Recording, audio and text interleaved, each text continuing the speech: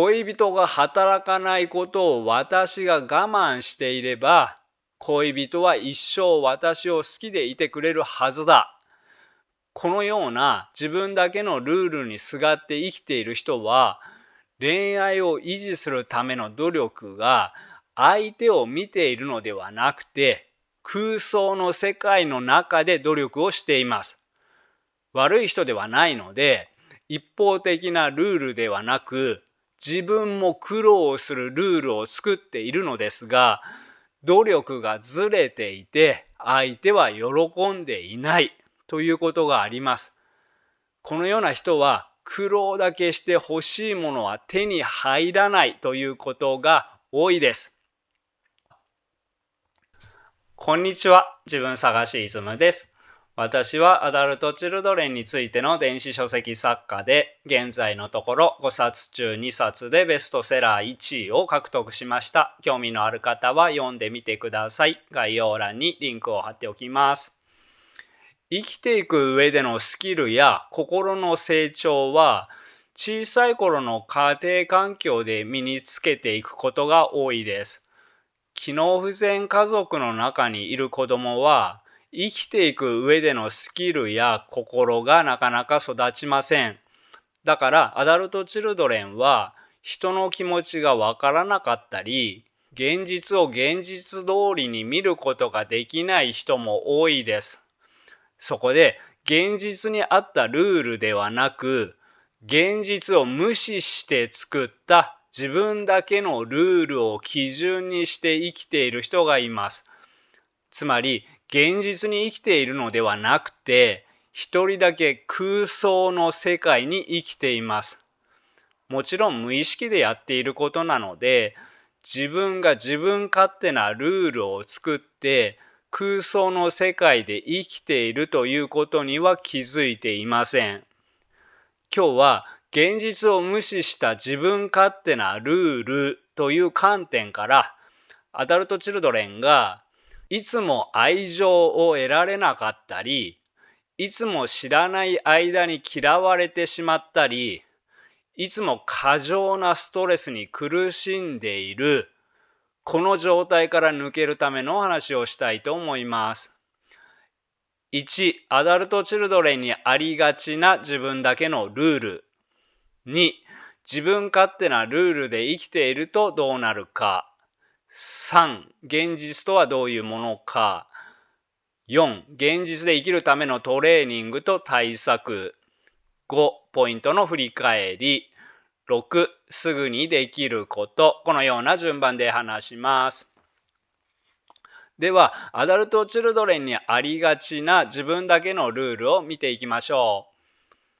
現実を無視した自分勝手なルールで生きている人は、自分が悪いことをしていなければ批判されることはない。おしゃべりもせずに真面目に仕事をしていれば嫌われることはない。アダルトチルドレンの回復も正しいやり方をすれば全部完璧に治るはずだ。自分が何をしてほしいかを言わなくても、相手がこちらの欲求を完全に察してくれるはずだ。このようなルールを持っていたりします。このような人も悪い人ではないです。だから悪いルールではないんです。悪い人のルールは、例えば、俺は嫌いな人を殴ってもいい。私は人を騙してもいい。このようなルールになるかもしれません。このようなルールと比べると、とても綺麗なんです。でも、不公平が嫌いだと言っても、現実世界の中で不公平をゼロにすることはできません。現実はそこまで公平で綺麗な世界ではないということに気づく必要があります。アダルトチルドレンの中には、全ての人というわけではありませんが、このように現実を見ていないで、自分の希望する世界を現実だということにしてしまっている人が少なからずいます。このような人が恋愛をすると、恋人は365日いつでも私を優先にしなければならない。尽くしていればいつでも優しくしてくれるはずだ。私がルールを破らなければ一生好きでいてくれるはずだ。このようなルールになりがちです。そしてこのような人の問題点は、その都合のいいルールだけで恋愛を維持できると思っていることです。つまり、どこか人生を甘く見ている人の思考です。そこで恋愛を維持するための努力が、現実の相手を見ているのではなくて、空想の世界で努力をしています。心が成長していて、現実の世界で生きている人はこのような甘えがありません。なので、良い恋愛関係を維持するには、お互いに相手のニーズを理解する努力が必要ということが分かっています。ここまで見てきたように、自分の希望する世界を現実だということにすることもあれば、逆に自分を苦しめるようなルールを作って自分の首を絞めている人もいます。自分の首を絞めるルールとは、例えば、周りの意見にいつも賛成していなければならない。倒れそうなぐらいに疲れていても周りの人にお願いをしてはいけない。風邪をひいても周りに迷惑をかけるので休んではいけない。このようなルールです。このような人が恋愛をすると、恋人の要求には全部応えなければいけない。頑張らなければ愛されない。このようなルールを作りがちです。では、自分勝手なルールで生きているとどうなるか見てみましょう。例えば、依存心が強い一人で生きていけない人は、依存相手をコントロールすることで自分の安全を確保しようとする傾向が強いです。このような人は、自分はあれをしたのだから相手はこれをしてくれて当たり前だというような自分勝手なルールを作ります。自分勝手なルールで生きている人の問題は、自分は現実を無視して自分だけのルールを採用しているということに気づいていないことです。さらに、相手にこれをしてもらうために自分はあれをしているんです。自分も大変なことをしているんです。欲しいものが強ければ強いほど自分も犠牲になって大変なことをたくさんします。ここでのポイントは、したくてしているのではなくて、いやいやしているということです。その大変なことをたくさんするだけでストレスがたまります。そして自分は正当なルールにのっとっていると思っているので、相手が自分のルールに従わないとストレスは倍増して激しい怒りになります。激しい怒りを態度に出せば当然周りに嫌われます。でも本人は自分のルールが自分勝手であることに気づいていないのだから、いつも知らない間に敵が増えるということです。だから何度クラス替えをしても、何度職場を変えても、いつもなぜか敵ができます。そこで嫌われないようにと、激しい怒りを感じても態度に出さなくなる人もいます。態度に出さなければ、憎しみやストレスがどんどん溜まっていきます。憎しみは自分の心を蝕みます。このようなことはアダルトチルドレンにはとても多いです。恋愛でも同じことです。自分の寂しさを紛らわすためや、自分の欲求を満たすために、自分のルールを相手に押し付けるということは、相手の欲求や気持ちを無視するということです。これでは嫌われてしまいます。また、倒れそうなぐらいに疲れていても周りの人にお願いをしてはいけない。風邪をひいても周りに迷惑をかけるので休んではいけない。このような自分を縛るようなルールを持っている人は、優しい人や温かい人に出会っても、その人の優しさや温かさには気づけません。周りの人がこちらを苦しめているのではなくても、相手の優しさを感じ取れない人は、一人相撲で過剰な努力や犠牲的な行動を繰り返し、心も体も壊してしまうかもしれません。では、現実とはどういうものか一応考えておきましょう。自分が悪いことをしていなければ批判されることはない。自分を犠牲にして尽くしていれば愛される。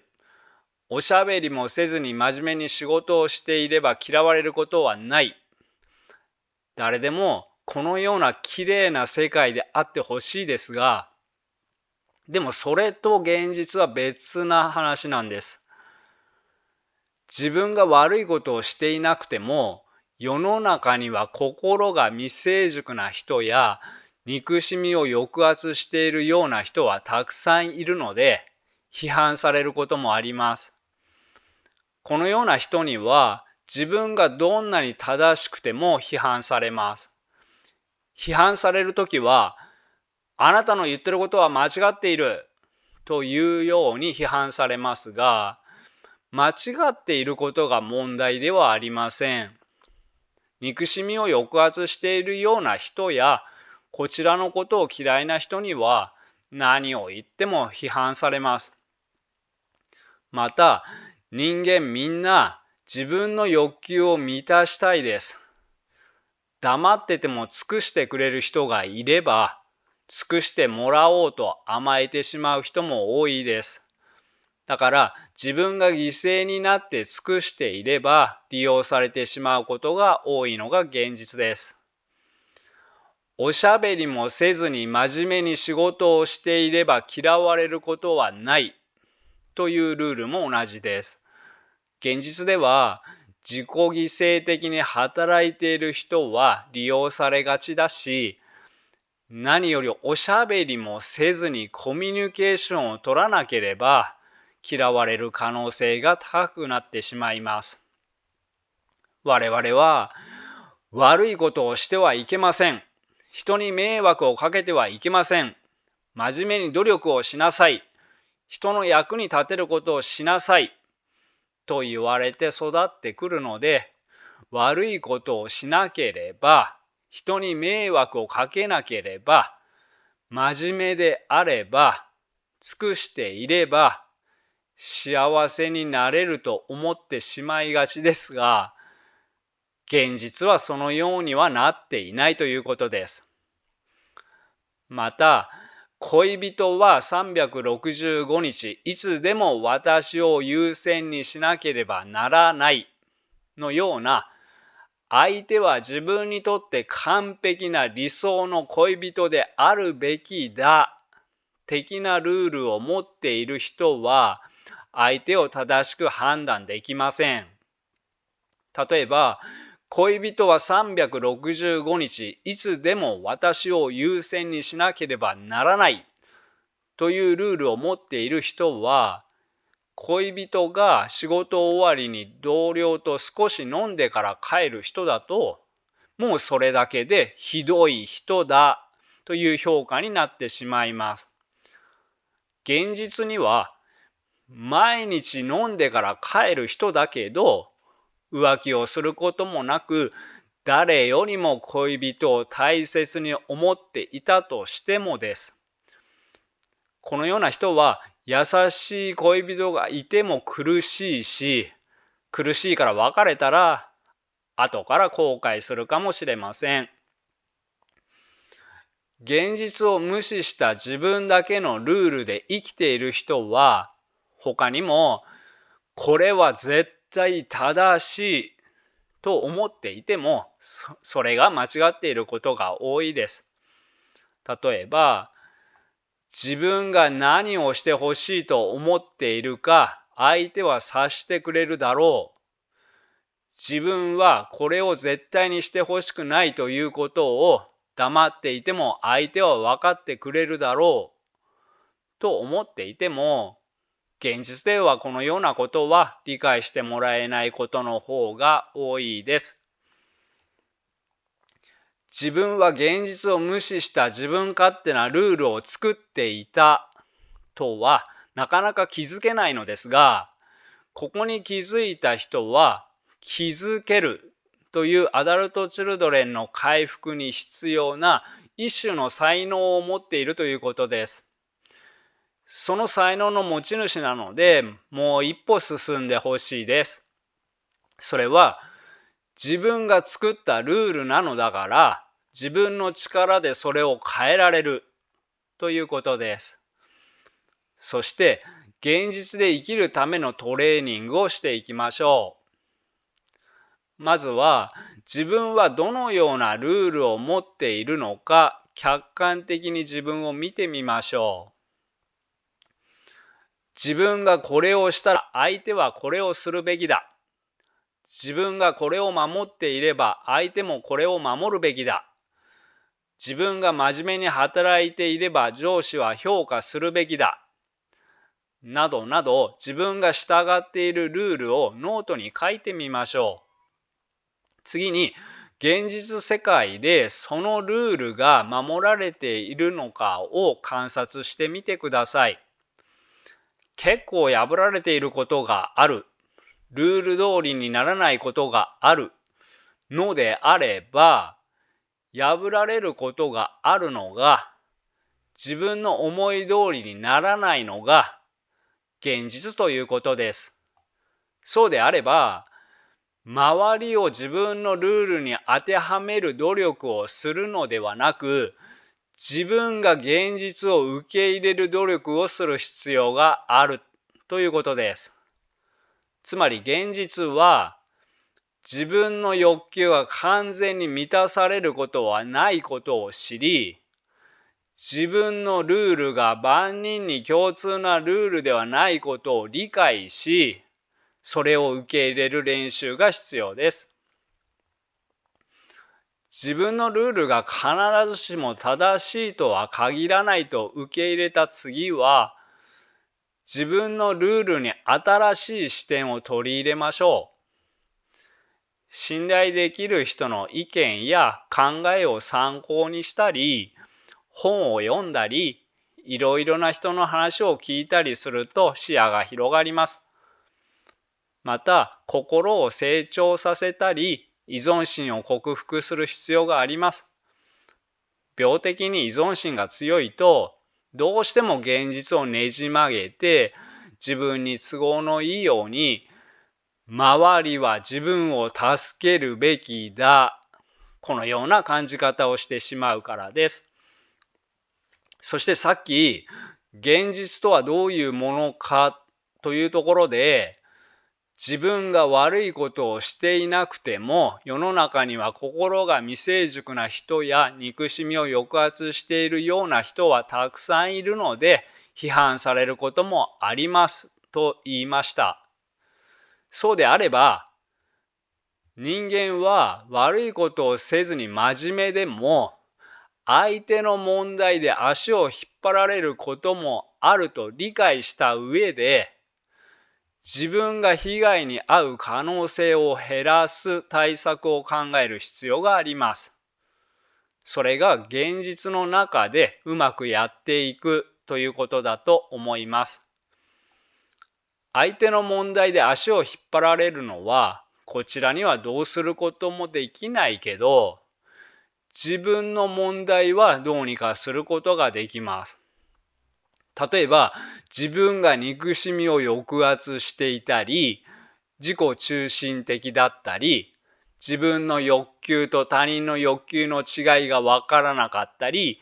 健全な心を持っていなければ、どんなに努力をしても周りに反発されてしまいます。相手を変えようとするのではなく、この自分の問題に意識を集中させましょう。では、ポイントを振り返ります。アダルト・チルドレンは機能不全家族の中で育ってきているので、心が成長できていなかったり、依存心が克服できていなかったり、人の気持ちがわからなかったり、社会的スキルが身についていないことが多いです。そこで、自分の希望する世界を現実だということにしてしまう人がいます。これは現実をどこか甘く見ているということです。例えば、アダルト・チルドレンの回復も苦労しないで回復できると思っていたりします。回復するには、一人になったとしても自己中心的な人からは離れないといけないし、感じたくない感情を感じないといけないし、怖いこともしなければならないし、言いたくないことも言わなくてはなりません。でも、現実を無視した自分だけの空想の世界で生きている人は、そのような努力はしなくても回復できると思っていたりします。そしてこのような人は、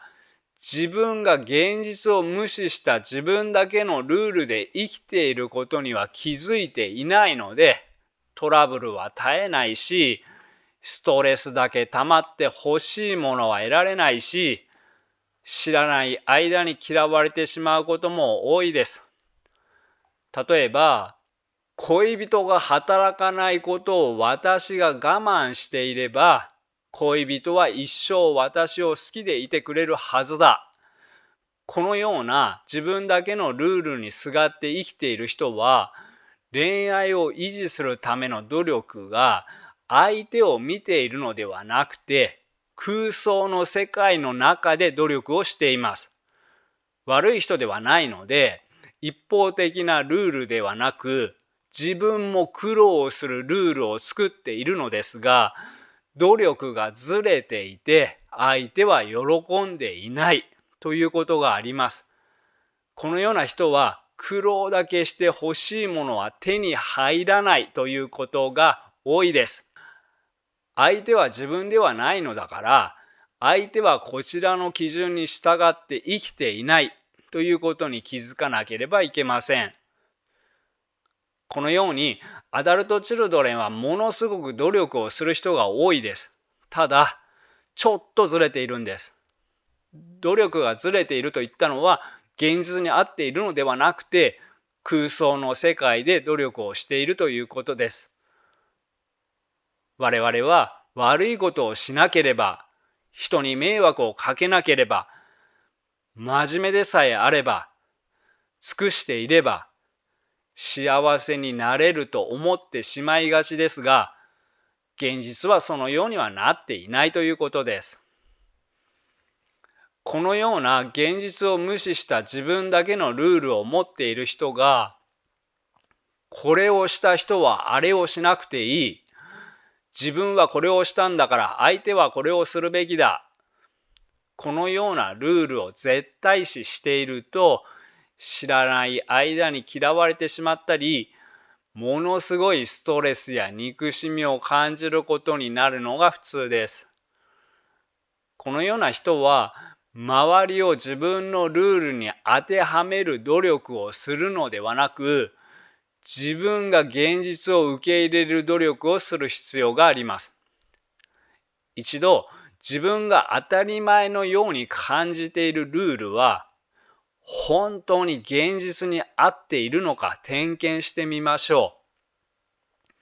自分は現実とずれていると気づいた人は、なぜずれたのかにも気づく必要があります。自分をよく点検すると、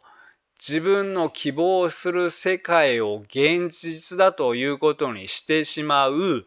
自分の甘えに気づく人もいるかもしれません。また逆に空想の世界で自分を苦しめるようなルールを作って自分の首を絞めている人もいます。恋人の要求には全部応えなければいけない。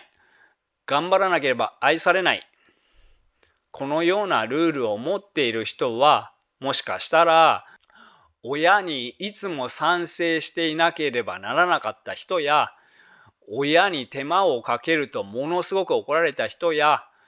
親の役に立たないと怒られていたのかもしれません。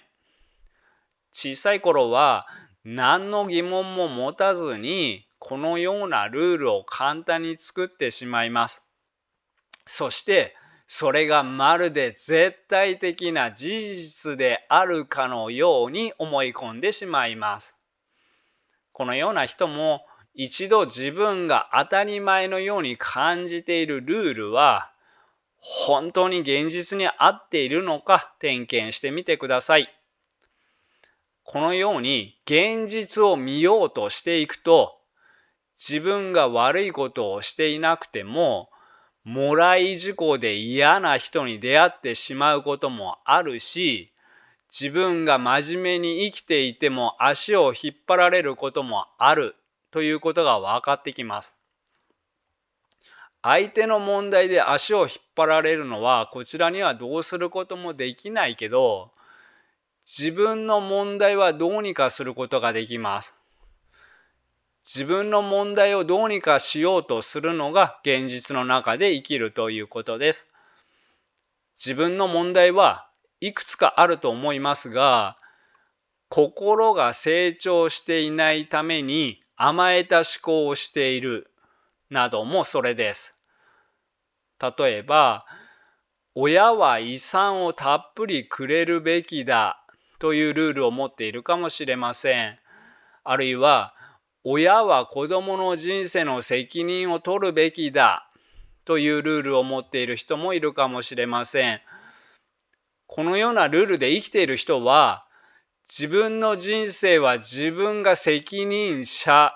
というルールの人より心理的にはかなり苦しくなります。このような人は時間をかけて心を成長させていく必要があります。では、すぐにできることのコーナーですが、このコーナーは動画の一番最後にその日話した内容の中ですぐにできることを考えてから終わることにしています。今日の内容のすぐにできることは、相手のルールと自分のルールの違いを考えてみようということです。自分のルールが世界で唯一の正しいルールではありません。自分は自分の都合で生きているように、相手も相手の都合で生きています。自分のルールに相手が当てはまっていないからといって心を取り乱していたら、人間関係も大変ですが、ストレスも大変です。相手は相手で自分とは違うルールを持っていることも多いと受け入れて、では相手はどんなルールを持っているのかとよく相手を観察してみてください。観察相手は身近な人でもいいし、スーパーのレジに並んでいる知らない人でもいいです。例えば、スーパーのレジ待ちで長蛇の列に並んでいるとします。列が進んでチョコレート売り場の前に来たので、チョコを買おうと選んでいます。チョコを取ってからさっきの列に戻ろうとしたら、後ろの人に、お前買い物してただろう、一番後ろに並べと言われるかもしれません。こんなのも一人ずつルールが違うから起こるトラブルです。自分はちょっとぐらい列からはみ出ても今まで並んでいたんだからいいというルールなのに対し、相手は商品を選んでいる人は並んでいるうちに入らないというルールなのかもしれません。このように世の中にはいろいろなルールがあります。自分のルールが唯一の現実だと思っている人は、世の中の多様な考え方を受け入れるのが難しくなり、あちこちでトラブルを起こします。なので、他の人が持っている自分とは違うルールを探してみてください。また、再三述べてきましたが、甘えた思考をしている人は、ルールも自分の都合のいい自分勝手な甘えたルールになってしまいます。このような人は心を成長させる必要があります。甘えや依存心を克服しようなどの再生リストも参考にしてください。動画のすぐ下に表示される概要欄にリンクを貼っておきます。はい、いつも最後までご視聴ありがとうございます。感謝しております。では仲間の皆さん、よかったら高評価、チャンネル登録をお願いいたします。バイバイ。